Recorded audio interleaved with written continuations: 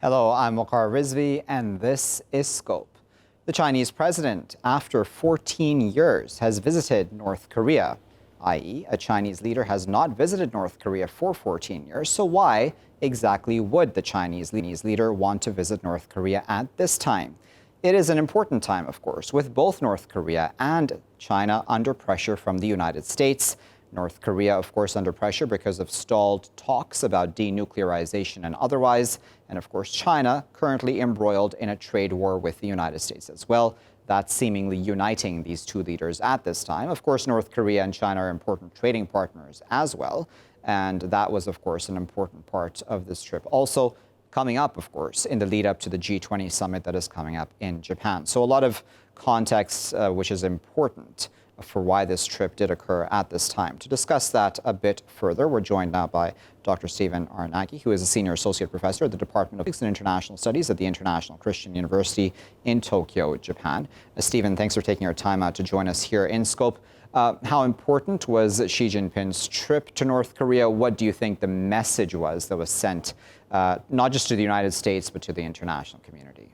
Well, I think it's very much a visit of convenience, and it's a strategic engagement by the North Korean regime with China to send a strong message to the United States that, it can resume a normalized relationship with China. It can open up its economy. It could potentially join the BRI and fundamentally change the peninsula's calibration and the direction of the peninsula in terms of how it develops.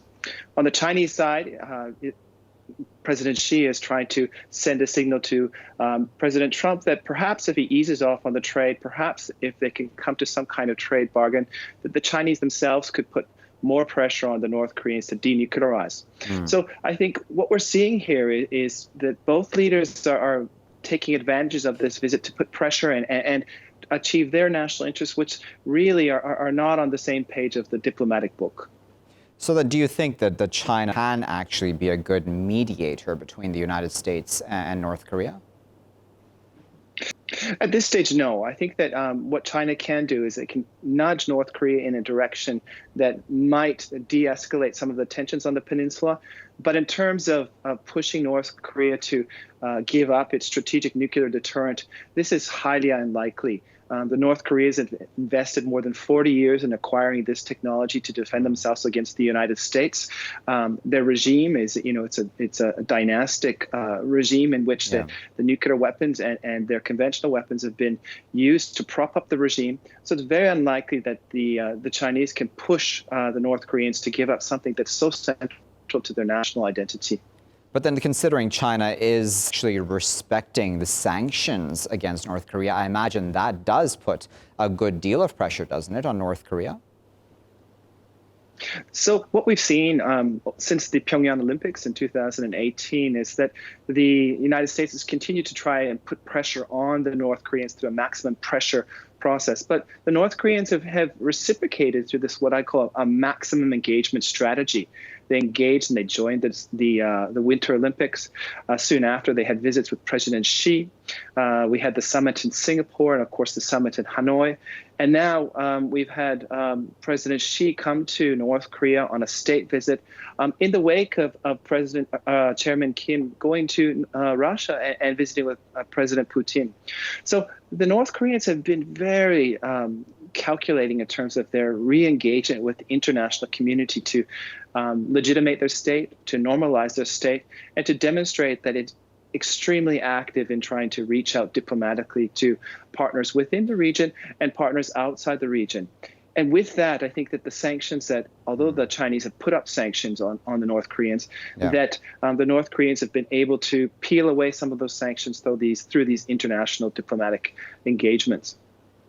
Because, at this, obviously, Stephen, the major issue for North Korea is obviously its economy, which has been suffering for a significant while now. Can it, through China, revive its economy, or is that, do you think, too optimistic? Well, singly focusing on the bilateral relationship between China and North Korea is unlikely going to resuscitate the economy unless there's a fundamental shift in Pyongyang's thinking about how it should modernize. And, it is a closed state. It is a state with prison camps. It's a state that is highly controlled and has a class system in which those that are not loyal to the state can't move freely, and they live in a virtual prison. And those that are loyal to the state have different kinds of privileges, and they do have access to food. So the direction of liberalization of North Korea, if that's possible, will really be the litmus test of how much it can work with China, but also Russia, in terms of getting some relief from the sanctions that have really hurt the North Korean economy and pushed it to try to find alternative ways to prop up its regime and get the economy moving and push development in a different direction. So, where you're sitting in Tokyo, I wonder, Stephen, it seems appropriate to ask you this because Japan, some people said at least in the media that Japan felt left out through this process of talks with North Korea, direct talks, mind you, between Trump and Kim. Do you think that it's possible, actually, for Trump to even come to an agreement without involvement of regional countries such as China, such as Japan and others? Well, it depends how we structure the agreement. So if we're looking at, for example, a peace treaty on the Korean Peninsula, this will be very difficult because a peace treaty would have to work with the United Nations, South Korea, China, and the United States. They were the stakeholders that signed the armistice to end the Korean War, at least pause the Korean War. So it would necessitate many states coming in to sign a peace agreement. Now, in terms of denuclearization, this is a really interesting question. Can the United States bargain with North Korea to denuclearize? And I would say no, because North Korea's nuclear technologies, weapons of mass destruction, such as biochemical and biological and chemical and other forms of weapons of mass destruction, are really within the distance of Tokyo. So North Korea's mid-range and short-range missiles and submarine launch systems can all launch those systems at bases in Japan, bases in South Korea, and bases in the Pacific, such as Guam and Saipan.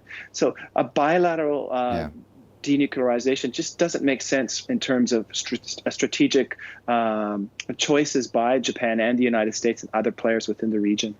What do you make of the argument that even though the Chinese obviously do support denuclearization of North Korea as well, at least that's what they've stated, do you think that that the North Korean argument about, listen, this is actually a good deterrence and this is why the United States has come to the negotiating table with us, do you think that's a fair argument that they've made? Well, I think the North Koreans have been the ones that have pushed the United States to the negotiating table. I know the rhetoric within the Trump administration that he has been the one through this maximum pressure campaign that has pushed the North Koreans to the table. But in reality, what we've seen over the past 3 or 4 years is the North Koreans accelerate their missile and nuclear development. Their results and their tests strongly suggest that they have acquired a strategic nuclear deterrent and a range of missile systems to be able to launch those missile systems not only to the continent of the United States, but also to all the bases, U.S. bases within the region. So it appears like that North Korea has been the one that's come to has pushed negotiations to the negotiating table rather than the United States, and I think that's a position of strength.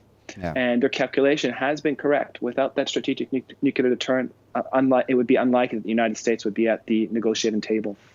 I wonder, what conversations do you think might be like behind the scenes, Stephen, between Japan, China, and the U.S. leadership, be it Trump or others? Because it seems that with the negotiations and the way that they stalled in Hanoi, I imagine that a lot of the leaders in the region would be asking Donald Trump, what is the alternative?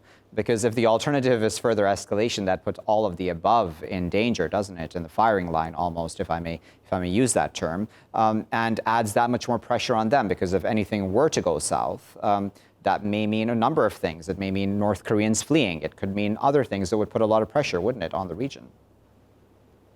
So I think the chance of conflict is very, very low on the peninsula. At least an intentional conflict. An accidental conflict is always a possibility. Yeah. But I think the real concern in post-Hanoi or at the Hanoi summit was, would President Trump come to an agreement with North Korea that would leave its allies in trouble? So, for example, negotiating away North Korea's ICBMs and not those short and mid-range missiles and other weapons of mass destruction, those biological, chemical weapons. Yeah. That would be a nightmare scenario for the South Koreans, but also for the Japanese.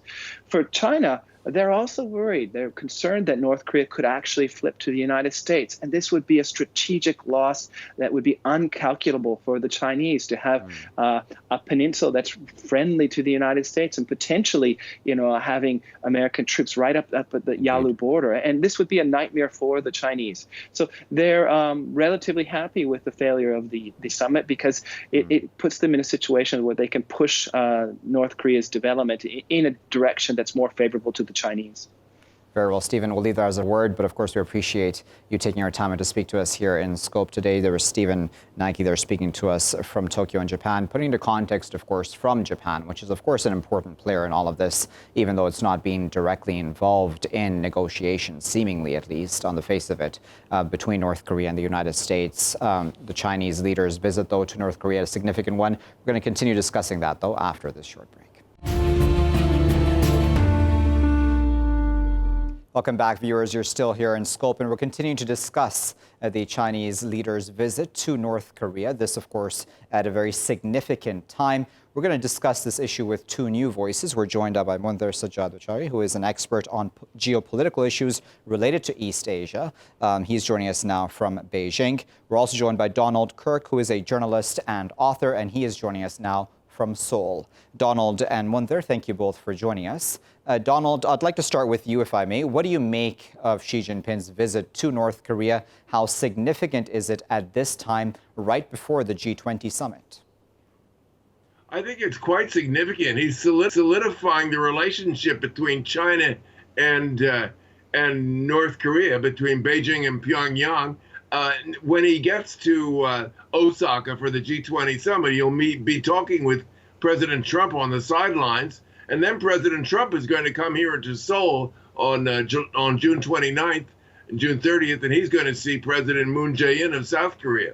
So I think it's very significant that President Xi Jinping got there first and has undoubtedly encouraged North Korea in its economic goal, at the same time promoting North Korea's idea of an agreement with the U.S., which is for step-by-step process in which theoretically North Korea would give up or at least or at least slow down or stop its nuclear program while the U.S. Cuts back on sanctions against North Korea. So, Donald, do you think that the Chinese role can be positive in bringing North Korea and the U.S. back to talks? I'm not sure whether it's going to be positive. I think that President Xi has his own interest here. He wants to stake out his own position on the Korean Peninsula, not only with North Korea, but with South Korea. And, we have to see whether President Trump eventually goes for another summit with North Korea's leader, Kim Jong-un. That's going to be very interesting and very important. And we have to see whether or not serious negotiations are going to happen at the end of February in the second summit between Trump and Kim. Nothing happened. President Trump called it off. So, we'll see. It's far from certain at this juncture. Moundhir, what are your thoughts about that? Do you think making too much about the Chinese president's visit? Do you think this was just about bilateral relations more than anything else? Or was this, do you think, also a message to the U.S. and others that China is an important player, in fact, when it comes to any issues of denuclearization of the Korean Peninsula, et cetera? Well, first of all, I think we have to be very clear on how to distinguish those two different initiatives under which, let's say, ideas that China is thinking about. So it's not necessarily about bilateral relationships. The fact that it is happening right now just before the G20 is a strong message to Trump. But this whole initiative is basically the best example to show that China is trying to destabilize any kind of American influence in the region, especially after the trade war that Trump has been imposing on China. Therefore, before Xi Jinping meeting Trump, he is trying to get two different, let's say, support. One from a very macro level, which is all those big talks about country-to-country intergovernmentalism actions. But that is something that it's recurrent, and it has been already the fourth or the fifth different meetings that they have been having. But beside this, behind this, it's a way to show for Chinese people, for South Korean people, that China is willing to take this new leadership in the region, especially when Trump has been failing the last meeting with Kim last February in Hanoi. Okay, so Donald, right now, what is the feeling in Seoul about these talks? Because, you know, Moon Jae-in also actually staked a lot of his political career on these talks, didn't he? Or at the very least for improving relations with North Korea. And he obviously, seemingly, has a lot on the line in all of this. Right. President Moon really wants reconciliation and dialogue. He particularly wants President Trump somehow to come to some viable agreement with Kim Jong-un. Now, there's no question about China's influence. Yeah. China, I think, really would like to stake out its paramount influence over the Korean Peninsula, over North Korea and South Korea. I'm sure that China is encouraging Kim Jong-un to pursue reconciliation and dialogue, but he's not saying to do it on the U.S. terms. He's not telling North Korea, get rid of your nuclear program the way the Americans are demanding. He's not saying that at all. He's saying that he's for step-by-step or de-escalation of the program and for some kind of agreement to come through. By the way, China's not really suddenly asserting its influence. China has long been a really powerful influence. China is North Korea's main benefactor, the source of all its oil and half its food. Kim Jong-un has been to Beijing 4 times. But what is really significant is that President Xi obviously wants to solidify and enhance this relationship, which he did on his first visit ever to Pyongyang. You know, Moundhir, imagine some people can argue that the way Donald Trump approached this entire issue with North Korea was a mistake to begin with because he didn't actually include everybody else. So we have obviously had, and this is what at least reports have said, that Japan felt left out, for example, and then the Chinese may have also felt like this direct approach of Donald Trump with just North Korea at those direct summits that they had was not the healthiest approach to all this. What are your thoughts about that? What are the thoughts about that in China? Well, yes, from, let's say, 2 levels of society in China, one from the governmental point of view, and from, let's say, the masses in China, they have seen this approach as being very offensive, in a sense that we cannot talk about any kind of dialogue with North Korea without including the biggest economic partner, the biggest political partner, the biggest security partner of North Korea being China. That's number one. Number two, also the fact that China now is trying to step forward with this decolonization project for North Korea is actually a disguised initiative from China to push this axis that somehow will be opposing Trump unilateralism towards any kind of solution with the region. Because by not including for Japan, actually, we don't also include the whole model of negotiation that was initiated Japan and South Korea. So Xi Jinping coming here in this new window of opportunity, the strategic opportunity for China, is also to gain much more support from the voices that were somehow against Trump initiative, which are on South Korea and Japan. Okay, so then, Donald, this leads me very, very well to my next question to you, and that is that China has been, as you had pointed out, Donald, in an earlier answer, that it's been pushing for an incremental disarmament process on the Korean Peninsula and in the region. It's also been pushing, in fact, for the resumption of those Six-Nation talks, which had occurred and broke down about a decade ago. Do you think that that is actually a better approach, those Six-Nation talks? Should that restart? Well, the Six-Nation talks broke down because North Korea didn't want to participate in them. They simply wouldn't go to them anymore. I don't think they hurt. I think they might help. I wouldn't count on them, though. But they might be a good idea. 6 nations, including Japan, which, by the way, does feel left out of the process. Japan has definitely been sidelined. Russia also should play a role. President Putin has been trying to build on his relations with North Korea. They would be in the six-party talks, as would North and South Korea, as would the United States and China. So the six-party talks would be certainly interesting and dramatic. Now, out of those six-party talks, I wouldn't guarantee that there would be a real solution. But Donald, if I may a moment, do you think that there is more, let me put it this way then, do you think there's more chances of success towards denuclearization on the Korean Peninsula eventually through those six-party talks versus just bilateral talks between the U.S. and North Korea? Well, I think that there might be, but I also know that President Moon really wants President Trump and Kim Jong-un to get together again. I think he sees that as the likeliest path to a solution. But if that doesn't work, and it might not, by the way, just as it didn't work at the end of February, it may not work at all. Six-party talks would be might be the way to go. They would certainly be interesting. A lot of material would come out of them, but you better watch out because after all the talking is said and done, they still might not come to a real deal.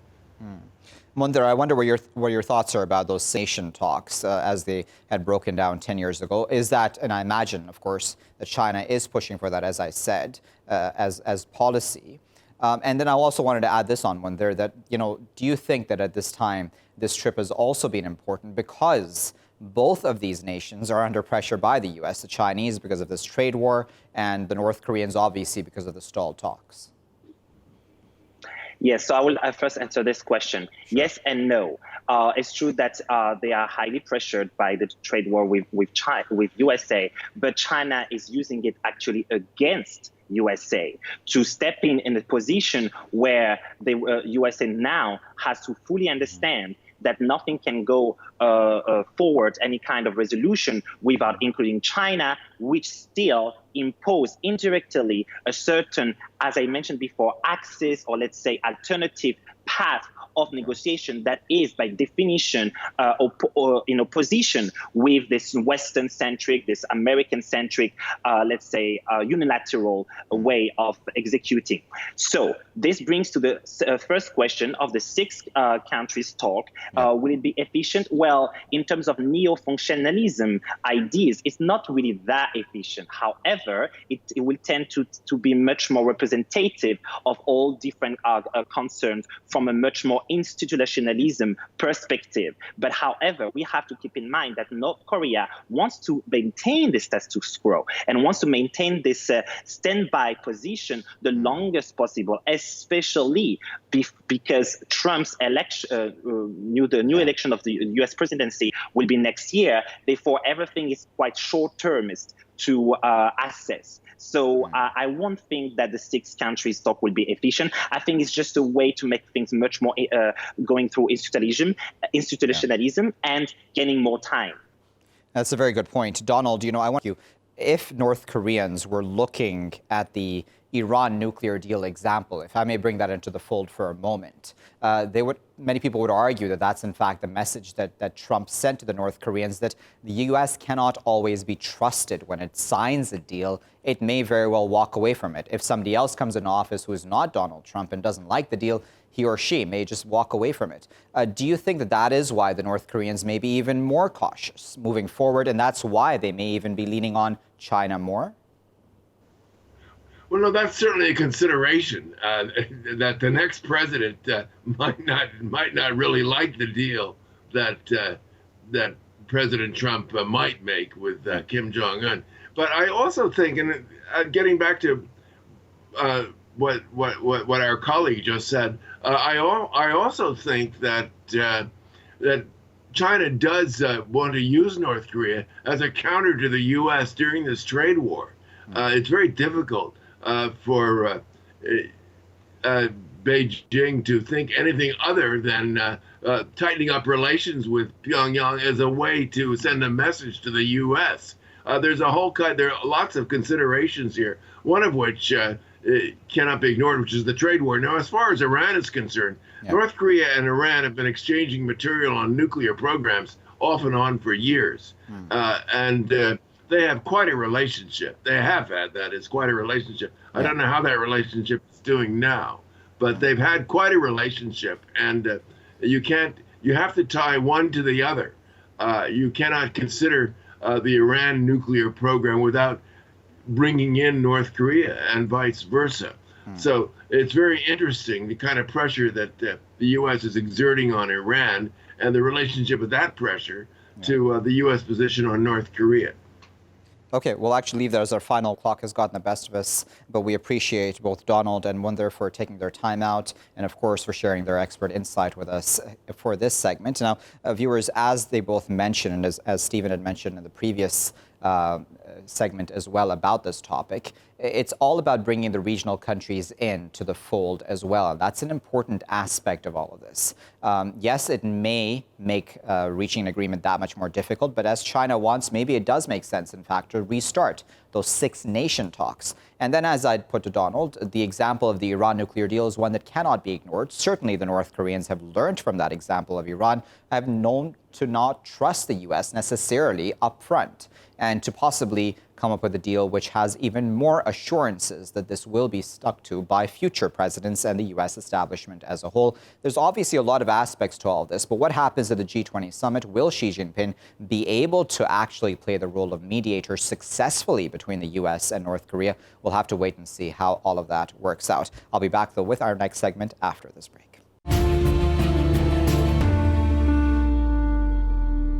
Thank you for staying with us here in Scope, viewers. With me, Waqar Rizvi. Now, Apple, as well as Microsoft and other big U.S. companies, have warned Donald Trump about placing further tariffs on China in the ongoing trade war between the two economic powerhouses. Apple saying any more tariffs, and we're talking about $300 billion worth of tariffs, is what at least Donald Trump has proposed as the next round, would hurt Apple's global competitiveness. Even though the company has said it may again move some operations out of China, that, according to many experts, would take a number of years. And that would obviously still hurt the bottom line for Apple in its competition, be it with Huawei or other companies of significance coming out of China and others. Let's talk about all of this a bit further. We're joined now by Robin Michael Garcia, who is a political scientist and CEO of Warwick and Roger. He's also a lecturer in international relations at the UANP School of Law and Governance. He's joining us now from Manila. We're also joined by Winnie King, who is a lecturer in East Asian political economy. She's a specialist in Chinese international political economy and international relations. She's joining us now from Bristol. Winnie and Robin, thank you both for joining us. Winnie, what do you make of Apple and other such companies' statements and the letters that they have sent essentially to Donald Trump? Do you think that their concern is legitimate and that may actually give Trump some pause? I think it's something that's quite a dramatic change than what we would normally see with regards to how governments deal with economic relations or diplomatic relations with China. Typically, what we see is that firms remain silent and they will speak to the government behind the scenes. And when it comes to policies, they will not go so far as to openly not just counter but undermine the president of the United States and its really flagship approach to how Donald Trump is trying to revive America's economy. I think, however, that they do raise something that is quite significant, that the global nature of not just American firms, but of the economy in general, is fundamentally different than how Donald Trump perceives things in the whole terms of making America great again. It is not purely a single nation state. And the supply chain and the global nature of the production process makes the limited impact to restrict it only to China as the feeling the brunt of it quite significant. Indeed. We're also joined now by Brian Shun, who is editor-in-chief of Oxford Political Review. He's originally based in Oxford, but he's currently visiting Hong Kong, and he's speaking to us from there.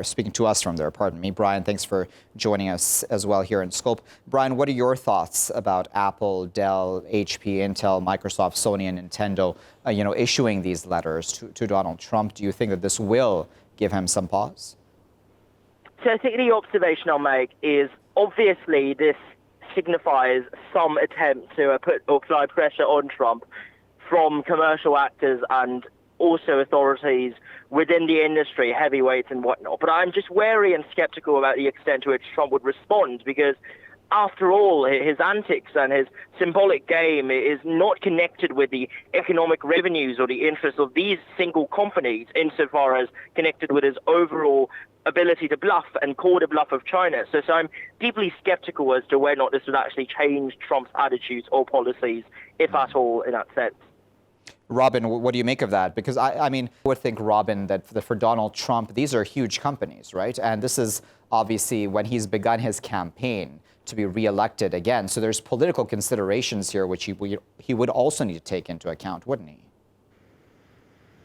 Well, exactly. I think the 2020 elections is really important in the context of the trade war. And what we're seeing really is, a lot of companies really crying out because they're hurting. But I think we have to provide more nuance on the types of companies, because there are two types of companies actually hurting from the US-China tariff. One would be companies who are manufacturing in the United States and who are getting the inputs from China. So obviously, any type of imports from China will be more expensive and will therefore increase the cost of U.S. manufacturing. But on the other hand, there are also companies, U.S. companies, who are manufacturing in China and therefore considered to be China manufactured goods, even if they're really U.S. companies.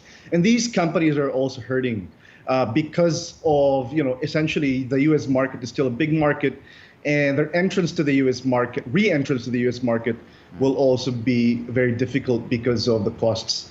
But definitely the 2020 elections will be a big, factor here. Yeah. There are two types of ways to look at it. One would be perhaps consumers, in the U.S. consumers being, hurt as well because of rising costs. But at the same time, Trump is also trying to play up the nationalism card against China. So I think it remains to be seen, how exactly it's going to affect the electoral, winnability of Trump. Winnie, one of the major things that comes out, Winnie, whenever we're talking about the trade war in the current context as it's playing out, is that many people would say the trade war is probably the incorrect name, and the more specific name would actually be a tech war. Because even these companies in their letters have very clearly said that what Trump may do would risk and jeopardize their technological leadership worldwide. And that's a very significant portion of their letter, I feel at least. And I want to get your thoughts on that. Do you think this is, in fact, about the fact that 5G, for example, that Huawei is rolling out to many countries around the world eventually in the coming months, years. Do you think that these companies, these American companies, do not want to be missing out on all of that technological advancement? Without a doubt. I mean, what we're talking about is over 1.4 billion people in terms of consumers. But to your point as to whether or not this is merely a tech war, I'd actually disagree with that. Okay. Because from that perspective, then we're saying that the most important voice and is the American industry to take into consideration. When in actual fact, there's two parties, both Chinese and American. And from the Chinese side, in terms of how they're responding, they're not responding specifically with tech. They're responding with more, soya, agriculture, textile, sectors that hurt Trump's own voter base, right? I think another thing to also take into account is the fact that we have not fully. Well, okay, so the 25% tariff that will be applied to 300 billion will supposedly, according to Trump, come in next week when they hold the G20 talks.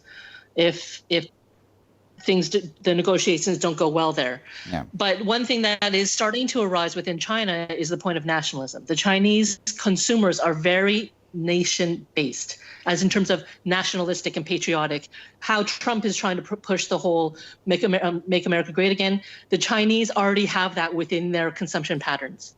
And it would not be the first time that Chinese consumers, both domestic and overseas, specifically target national goods and national tourism as a means as a boycott to bolster their position. And that would, for they've even discouraged Americans, Chinese students, I believe, if I'm not wrong, Winnie, from study in the U.S., if I'm not mistaken, at least. That's what I read somewhere. If you allow me, Winnie, I wanted to put some of the points you made there to Brian. Brian, I wanted to get your thoughts on what Winnie there said. Do you also agree that possibly just calling this a tech war limits it too much? Because, I mean, I'm thinking from the point of view from even the Chinese side about the rare earth minerals, for example, that they export.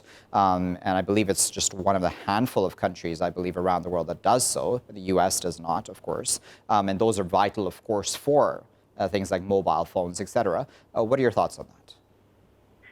Yeah, absolutely. I think the tech war label is misleading or not necessarily misleading, but definitely constricting in several important ways. The first way is just as Winnie pointed out just then, I think the agricultural, the secondary industrial, and also simply in terms of production, the offering of factors of production from China to the US and vice versa. These are all sectors that straddle far more than merely the high-tech sectors. If anything, we can see that majority of China's retaliatory sort of rhetoric right now is both a synthesis of its attempt to transition to China or Made in China 2025 project, which is an emphasis on internal production and internal demand creation there, and secondly, an active attempt to block America's access to a lot of the most viable or cheapest factors of production that, historically speaking, China supplied the US with. I don't think these are high-tech sectors per se. But the second observation I'll make is I think there's more than just economics at play here, that the retaliatory rhetoric comes on a cultural level, in a discursive level, in a political level, when China tries to frame, indeed, American aggression as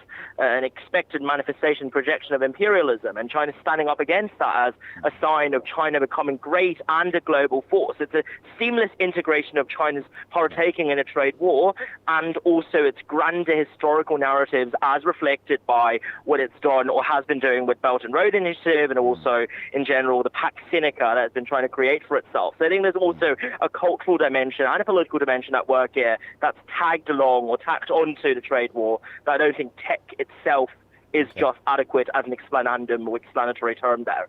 All right, good point. Robin, one more aspect to all of this you see is the US dollar itself, because I've been reading a number of articles where it says that China is ever so slowly, from what I've understood, moving away from the US dollar in a lot of its dealings, and is moving and asking more for dealings in yuans. Do you think that in many ways the US may very well regret the approach that it has taken to China, and what kind of a long-term effect this will have on its global dominance, be it through the economy or otherwise? Sure. I think one of the initial observations that you could see with why Trump essentially imposed the trade war or started the trade war is to make sure that manufacturing jobs actually come back to the United States. But you don't see that happening. In fact, you see what happens is, yes, you're driving out manufacturing outside of China, but they're not going back to the United States. What they're doing is going to Southeast Asia, like Malaysia or Vietnam. But I mean, if this is part of the whole game of Trump, I think it's really not good for him in the long term. And if you're really talking about the industry, not just about Trump, if you're looking at the global economy, what's going to happen really is going to hurt a lot of jobs. It's going to hurt a lot of industries in the long run. So yeah, I think I absolutely agree. There are a lot of variables playing here. It's not just about the US dollar. It's really just about trade as a whole that we really have to consider. But as to the motivations of Trump, I think they're purely political, that rather than purely economic. And I think that that's something that we need to understand, as well. Okay, so Winnie, then we talk, of course, a lot about the economic aspects of this, because that's, there are numbers there, and it's easy to contextualize all of this with that. And, as to Robin's point there, only 6% of companies, according to the American Chamber of Commerce in China, who are looking at shifting their production out of China would actually move back to the U.S. They're still looking at other countries possibly still within that region to move their operations to. So the U.S. doesn't really win out in that sense. But then if this is just purely political, then what is the message? Is the message that China needs to step back and allow the U.S. to remain the dominant global power? So I think the big thing that people forget about, assume rather, when it comes to China in the recent developments with regards to how not just America but also Europe has been targeting China and accusing China of not being a responsible stakeholder within the international system. So not just economically, but also politically, when we're looking at the idea of China being taking up and committing itself to international law with regards to its commitment to intellectual property protection and that kind of thing. China is not the first target by American and Western European governments. Japan in the 1980s, as it grew economically, became a significant target. And the kind of things and the kind of narrative and rhetoric they're using against China is very similar to what they had with Japan. The difference with China is the fact that China is not a democracy. And China is not Western. And China has not, and has been very open about it, not bought into whole hog the neoliberal system as the Japanese had. And so the fact that you have a country of 1.4 billion people that, while it may be a capitalist system with Chinese characteristics, Xi Jinping has made it very clear through the AIIB, the Asia Infrastructure Investment Bank, as well as the Belt and Road Initiative, that they are following their own path. And so that has very significant political and diplomatic implications, not just for bilateral relations, but for the international system as a whole. That's why we see a lot of debate about whether or not China is proposing an alternative system, about whether or not China wants to be a new global hegemon. But Xi Jinping has made it very clear that that is not China's goal. They have their own issues to deal with domestically. And to take on the burden of leading the international system, as we saw when Trump was initially elected and they had the G20 talks, and that China was not committing to that kind of role and that kind of responsibility. Brian, I wonder what your thoughts are on that, because that's an interesting aspect that Winnie there brought up. Do you think this is about China being unapologetic, of course, about how it governs within its borders, and that it's not signing on to necessarily a Western way of governing, et cetera? Yeah, I think you're definitely right that there's, as Winnie pointed out, there's a misunderstanding how a lot of external forces or countries are interpreting China's actions here. In that, whilst it could be fair to say that they are not submitting necessarily to the Western order or the Western set of rules, I think we must also see that it is not submitting to the overarching Western expectations, that it's articulating a separate political vision that could be treated as the same category of political regime as the so-called Pax Americana that was previously used. By that I mean, a lot of Western sort of political scientists often say, well, look, this is a sign that China is trying to create a bipolar world, to shift the world from a unipolar world into two different systems that are competing against one another, and sort of the clash of civilizations thesis that Huntington talked about. But I think this neglects the fact that China's overarching vision is more centered towards consolidation of internal sovereignty, consolidation of the grip over power domestically, and fundamentally in achieving the return and increased control over territories like Hong Kong and Macau, and also other regions where it has been contested severely over the past decades. And of course, the Taiwan issue is at the foremost of Xi Jinping's mind when it comes to domestic politics and issues of sovereignty, because he certainly wants Taiwan to be reconciled and reunified with China from his point of view there. And that's not necessarily what Taiwan wants right now, very clearly. All right, we're going to leave that as our final word, the clock and the best of us. But of course, we appreciate Brian, Winnie, and Robin for their time, and of course, for their expert insight in putting all this into context for us. And now, viewers, as all three of our guests spoke about, this is not just a tech war, and it may be incorrect to only label it that, as many people are, by the way, when talking about this issue between the United States and China over trade as a whole. So it's not just about Apple and these other tech companies and their concerns, although, of course, it is significant that they would come out publicly, as Winnie there said, and speak about this in the fashion that they did against even a sitting president such as Donald Trump and his policies in this regard. So, of course, this is about then how China retaliates, soybeans, et cetera, and even rare earth minerals, as I'd brought up with Brian. How will all of this play out? And, of course, this is then, at the end of the day, a political battle of sorts, really, about ideology. Does America's dominance win out? Does China even seek dominance? It doesn't really, even through its own statements. It's only seeking to do the best for its own people. At least that's according to Xi Jinping and Chinese leaders. So we'll wait and see how all of this plays out. What happens at the G20? We're all looking forward to see what happens there on the sidelines as Donald Trump and Xi Jinping are set to meet. I'll leave it there for now. Thanks for watching. I've been Waqar Rizvi.